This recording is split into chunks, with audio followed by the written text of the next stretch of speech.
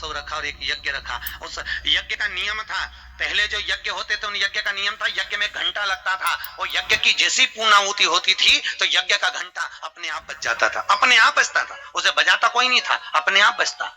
आज यज्ञ का घंटा नहीं बजा तो युधिष्ठिर ने पंडितों से पूछा, ब्राह्मणों आपने यज्ञ करवाया पर ये यज्ञ का घंटा नहीं बजा। ब्राह्मणों ने कहा हमने तो यज्ञ अच्छा करवाया पर घंटा क्यों नहीं बजा, समझ में नहीं आया।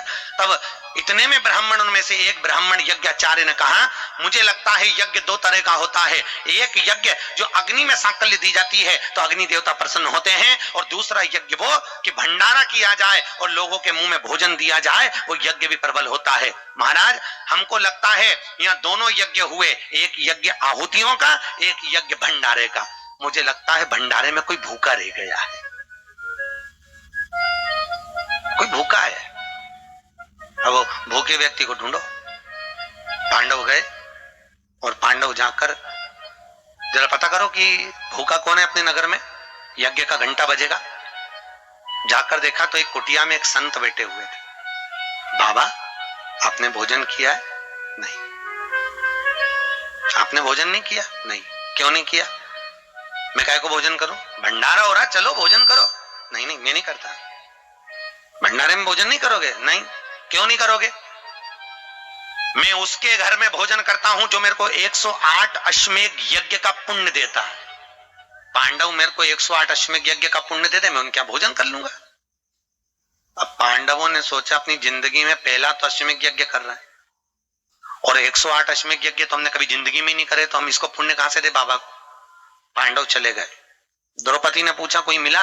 हाँ एक संत मिला है पर 108 अश्वमेध यज्ञ का पुण्य मांग रहा है। द्रौपदी ने कहा चलो मैं लेके आती हूं उस बाबा को। द्रौपदी गई, रथ लाया गया। द्रौपदी ने कहा रथ में बैठकर नहीं जाऊंगी, पैदल जाऊंगी। चप्पल लाई, द्रौपदी ने कहा नग्न पैर से जाऊंगी। नंगे पैर द्रौपदी उस संत के दरवाजे पर पहुंच गई।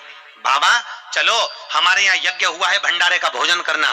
बाबा कहते हैं द्रौपदी तुझे मालूम नहीं, मुझे 108 अश्वमेध यज्ञ का पुण्य दे दे, मैं तेरे यहाँ भोजन कर लूंगा। द्रौपदी ने कहा लो बाबा संकल्प छोड़ती हूँ और 108 अश्वमेध यज्ञ का पुण्य तुमको देती हूँ।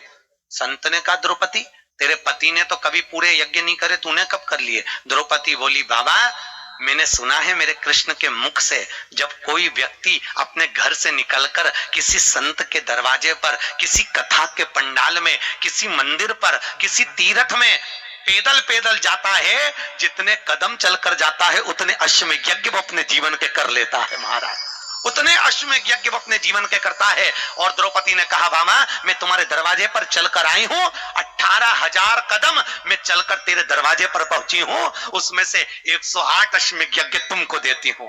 संत उठकर खड़ा हो गया, द्रौपदी के यहाँ गया, भोजन करा तो यज्ञ का घंटा बज गया महाराज।